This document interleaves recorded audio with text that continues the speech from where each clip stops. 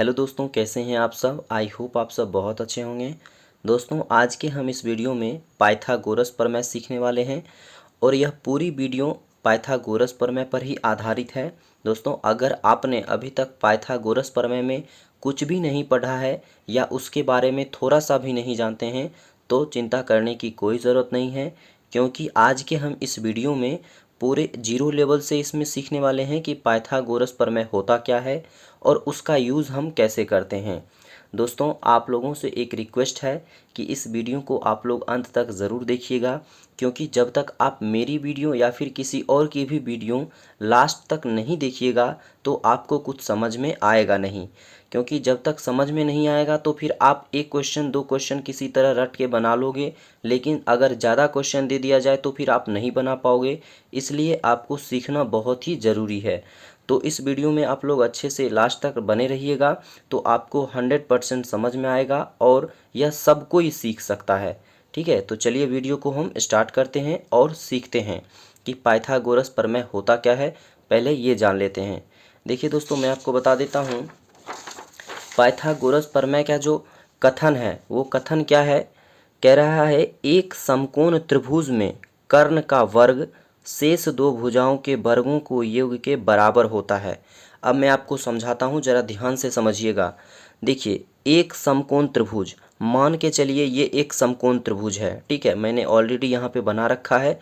ये एक समकोण त्रिभुज है। समकोण त्रिभुज का मतलब उसमें एक कोण कम से कम 90 डिग्री का होना चाहिए। ठीक है, देखिए एक 90 डिग्री का कोण है समकोण त्रिभुज। ठीक है ना। अब क्या कह रहा है, उसमें कर्ण का वर्ग।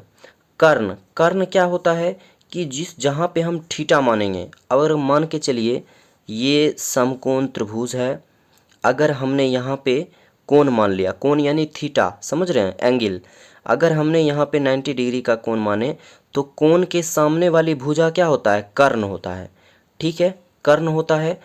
इस कर्ण का जो वर्ग होगा, यानी इस भुजा का AC का जो वर्ग होगा यानी स्क्वायर होगा, वो किसके बराबर होगा, शेष दो भुजाओं के वर्गों के योग के बराबर होता है। शेष दो भुजा यानी ये दो भुजा बच गया, इन दोनों भुजाओं के वर्गों के योग के बराबर होता है। यानी AB का स्क्वायर और प्लस क्या हो जाएगा, इसका भी हो जाएगा BC का स्क्वायर। ठीक है, यानी जो सबसे लंबी भुजा रहती है उसका स्क्वायर और जो दो छोटी भुजा होती है उन दोनों का स्क्वायर करके उसको जोड़ना होता है। यही पाइथागोरस प्रमेय का नियम है। ठीक है, अब इस पे आधारित प्रश्न कैसे बनते हैं वो चीज़ मैं आपको सिखाता हूँ। प्रश्न बनाना बहुत ही सिंपल है, आपको तुरंत समझ में आ जाएगा। अब देखिए प्रश्न पे आते हैं। प्रश्न क्या कह रहा है मैं आपको बता देता हूँ पहले ही। एक प्रश्न ये है और दूसरा प्रश्न ये है और तीसरा प्रश्न ये है। ठीक है, और देखिए यहाँ पे AB दिया हुआ है, BC दिया हुआ है और इसमें क्या मांग रहा है, AC मांग रहा है। और मैंने अभी आपको बता रखा है कि पाइथागोरस प्रमेय हम तब लगाते हैं जब तीन भुजा दिया रहे और उसमें दो भुजा का आपको मान दिया रहे, तीसरा भुजा निकालने के लिए पाइथागोरस प्रमेय का यूज़ किया जाता है। ठीक है, तो पहली भुजा देखिए, पहली हम कैसे बनाएंगे। पहला इसमें क्वेश्चन जो है कह रहा है AB दिया हुआ है, BC दिया हुआ है और AC, तो सबसे बड़ी भुजा तो ये कर्ण हो गया। ठीक है, ये कर्ण हो गया क्योंकि जहाँ थीटा है उसके सामने वाली भुजा क्या हो जाता है, कर्ण, और ये हो जाएगा लंब। ठीक है, ये हो गया लंब हो गया और ये क्या हो गया, आधार। तो इसमें हम क्या मानेंगे, तो हम इसमें लिखेंगे पाइथागोरस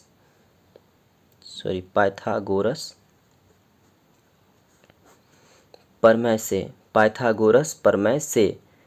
ठीक है, तो अब क्या करेंगे, इसमें AC स्क्वायर बराबर लिख देंगे कि दोनों का ये जो बचा हुआ है छोटी भुजा उन दोनों का वर्गों के योग कर देंगे, यानी AB square plus BC square. ठीक है, तो अब देखिए AB कितना दिया गया है, 4, तो 4 का स्क्वायर प्लस BC कितना दिया हुआ है, 3, तो 3 का स्क्वायर। तो 4 चौक कितना हो जाता है, 16 प्लस 3 तिया 9। ठीक है, AC स्क्वायर। अब एक चीज़ आपको याद होगा कि अगर हम x स्क्वायर बराबर लिखते हैं 4 तो x बराबर क्या हो जाता है, √अंडर 4 हो जाता है, क्योंकि स्क्वायर जब बराबर के दूसरे साइड जाता है तो वो क्या हो जाता है, रूट में आ जाता है।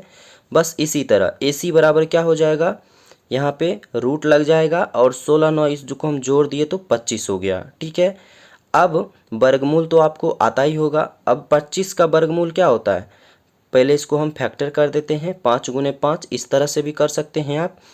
अब ये एक बाहर निकल आएगा तो क्या हो जाएगा, 5 सेंटीमीटर। यही आपका आंसर हो गया। ये क्वेश्चन आपको समझ में आ गया दोस्तों। अब हम जो ये दूसरा प्रश्न सॉल्व करेंगे और इस दूसरे प्रश्न को भी बिल्कुल उसी तरह से सॉल्व करना है। लेकिन पहले प्रश्न में क्या था कि इसमें आपको लंब दिया था, आधार दिया था, और इसमें क्या है, लंब निकालना है। इसमें कर्ण दिया है और इसमें आधार दिया है। ठीक है, तो इस प्रश्न को भी बिल्कुल उसी तरह से सॉल्व करना है कि जो पहले आपका पाइथागोरस प्रमेय है वो हमको लिख लेना है। ठीक है, अब क्या करना है, आपको एक चीज़ आपको ध्यान देना है कि इसमें हमको कर्ण निकालना है। तो पहले आप क्या करो कि जो पाइथागोरस प्रमेय है वही आपको लिखना है। तो पाइथागोरस प्रमेय, ये बड़ी भुजा है उसका स्क्वायर, तो क्या हो जाएगा, BC का स्क्वायर बराबर, यहाँ पे क्या हो जाएगा, दो छोटी भुजा का वर्गों का योग, तो यानी AC का स्क्वायर प्लस AB का स्क्वायर। ठीक है, अब देखिए हमको इसमें निकालना क्या है, AC निकालना है ना। तो AC जब निकालेंगे तो BC का स्क्वायर माइनस ये AB इधर आ जाएगा, AB का स्क्वायर प्लस में जब रहेगा तो बराबर के दूसरे साइड में आएगा तो वो माइनस में आ जाएगा। ठीक है, AB का स्क्वायर बराबर AC का स्क्वायर। AC अब इससे निकल जाएगा तो हम इसमें पहले मान पुट कर देते हैं। BC कितना दिया गया है, BC दिया गया है 5 सेंटीमीटर, यानी 5 का स्क्वायर, माइनस AB कितना दिया गया है, 3 का स्क्वायर बराबर AC का स्क्वायर। ठीक है, अब इसमें करना क्या है, ये देखिए 5 का स्क्वायर माइनस 3 का स्क्वायर बराबर AC स्क्वायर। ठीक है, अब 5 का स्क्वायर कितना होता है, 25, माइनस 3 का स्क्वायर कितना होता है, 9 बराबर AC स्क्वायर। अब 25 में से 9 जाता है तो कितना हो जाता है, 16 बराबर AC स्क्वायर। अब इसमें क्या करना है, इस पे रूट लगा देना है, क्योंकि √16 बराबर, अब जब AC स्क्वायर है तो स्क्वायर जब बराबर के दूसरे साइड जाता है तो वो रूट में आ जाता है, तो ये रूट में आ गया, हमने लिख दिया यहाँ पे। अब 16 का वर्गमूल कितना होता है, 4। ठीक है, बराबर AC, तो इसमें AC कितना निकल गया, 4 सेंटीमीटर। AC निकल गया इसमें 4 सेंटीमीटर। ठीक है, यही आपका आंसर हो गया। अब दोस्तों इस वाले क्वेश्चन में हम लोग देखेंगे कि ये तीसरा क्वेश्चन में कि ये त्रिभुज आपको उल्टा लग रहा होगा, लेकिन आप अगर ध्यान से देखेंगे जब आप इसको ऐसे करोगे, ये देखो जब इसको आप ऐसे करोगे ये तो आपको सीधा हो गया, ये लंब हो गया। ठीक है, और ये आधार हो गया, और ये क्या हो गया, ये हो गया कर्ण।